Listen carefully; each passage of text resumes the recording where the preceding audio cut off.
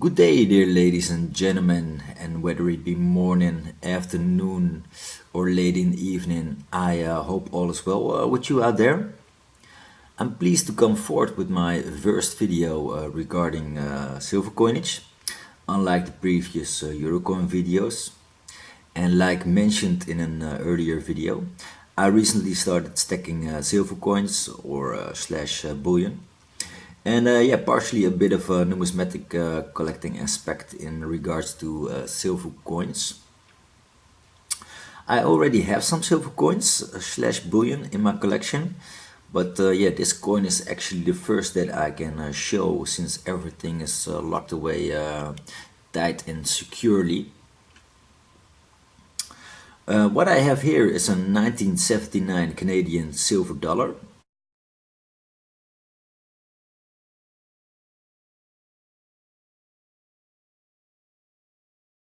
Actually, it's partially silver because the alloy is 50% copper and 50% silver. It's a commemorative issue coin in respect to the 300th or tricentennial anniversary of the first big ship that sailed the Great Lakes.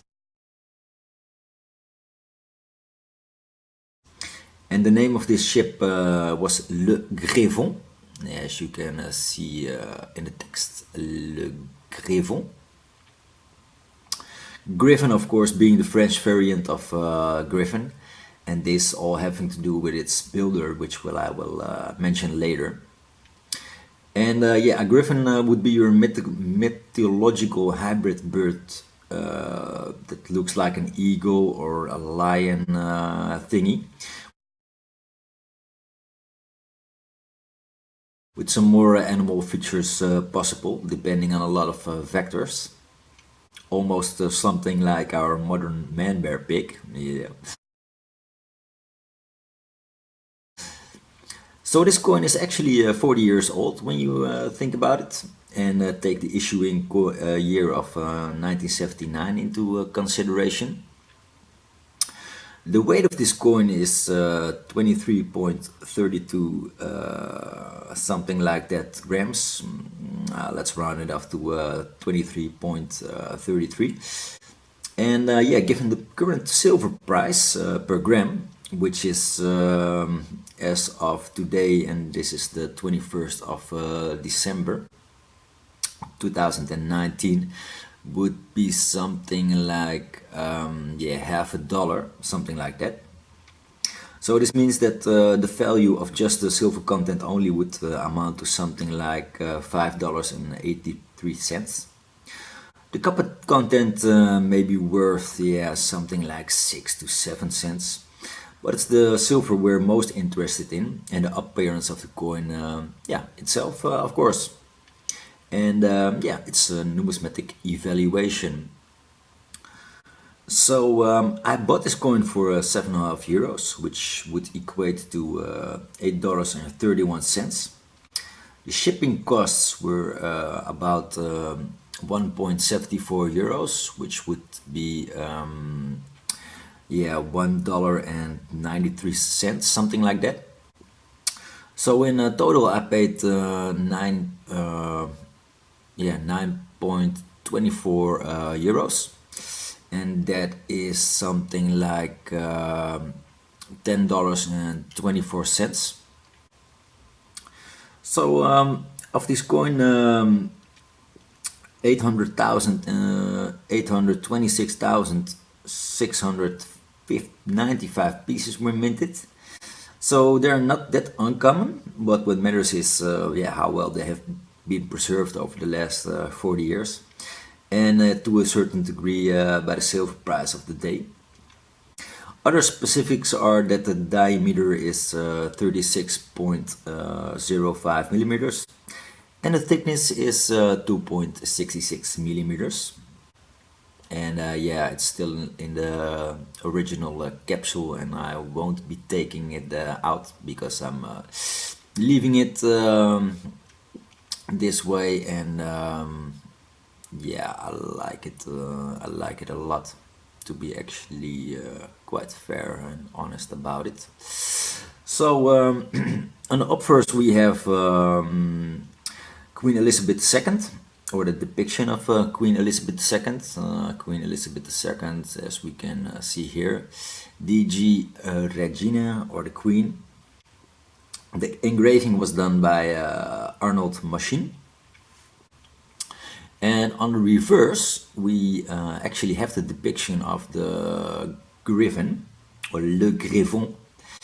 And this side of the engraving was done by Walter Schluep. And we can see the denomination of the dollar and the country of origin, which is Canada. And then the years, which would be 1679 and 1979, and then the name, which would be Griffon.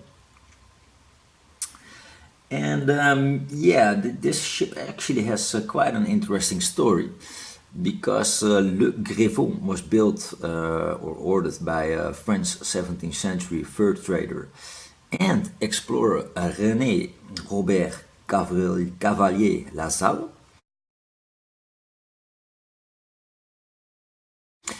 And its purpose was to find a passage to Asia, of course, for the trades and shorter routes.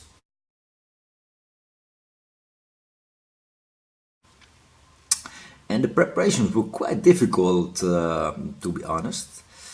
They had to find a decent place to build the ship, sheltered somewhat from the elements. It's cold up there in the Great Lakes, and quite windy.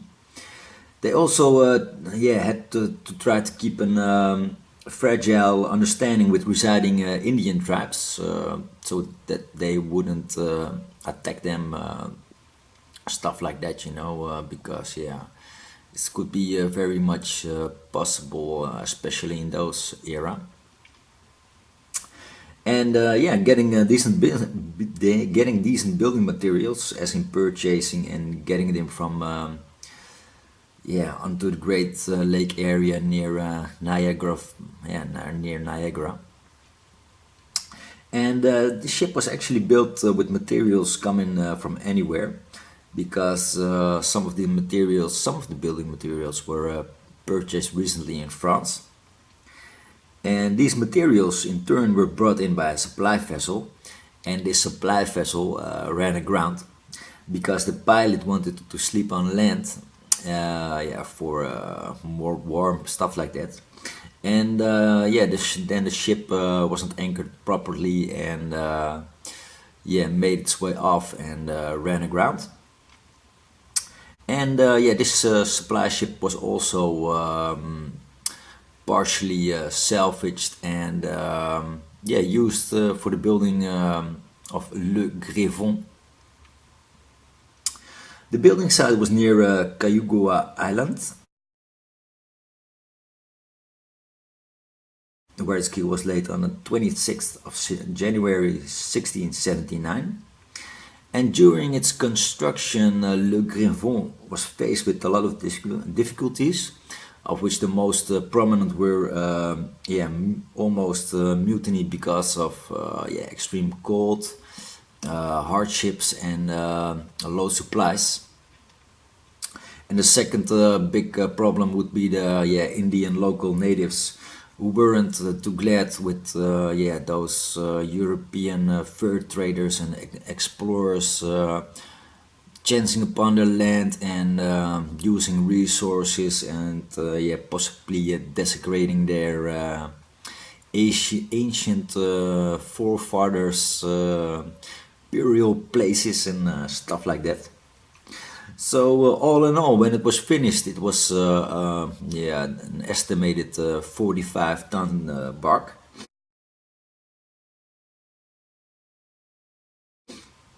It had an armament of 7 cannons, and she started her official maiden voyage on the 7th of August 1679.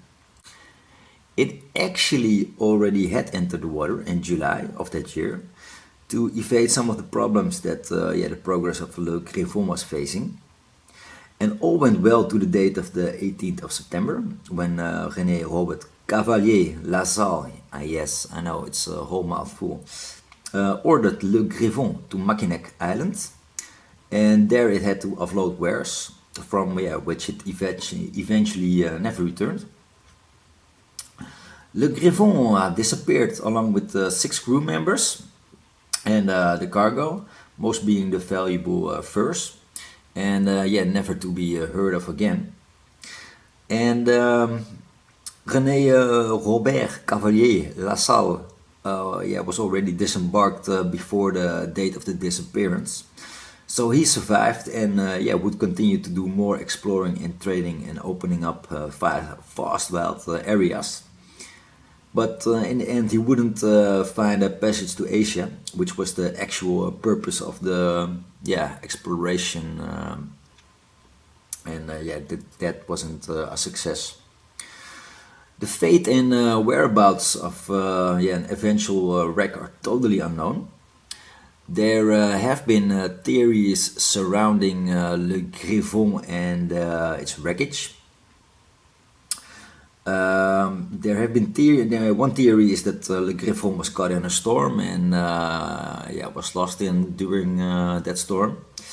A second theory floating around there is that the ship was captured by Indians, and they plundered and burned it, and killed the crew members. And a third theory is that the crew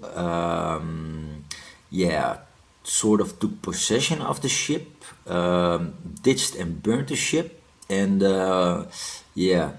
took off with the cargo, which was quite valuable. And in the end, actually, no solid explanation has ever been found on why the ship has vanished and on its whereabouts. Although in the past 20 years, some claims were made that Le Griffon was found. But all these claims proved to be duds. And so to this day, Le Griffon still remains the holy grail of divers on the Great Lakes in search of shipwrecks, and especially Le Griffon. Okay, so I bought the coin for $8.31. Shipping cost $1.93, adding up to a total sum of $10.24. The silver content approximately $5.83 worth of value. And for you out there interested in the value of this coin, I would say that it lies somewhere between the $10 to $20, depending of course on the quality. Do you have it in an original packaging? Does it have a certificate of proof? These being the most important factors. And on diverse action sites you can find these coins ranging between $10 and $30, but you have to take the extra shipping costs in account. So the cheapest versions are going or being offered from $10. So that would be your most cheapest one. And I think it was actually quite a nice deal.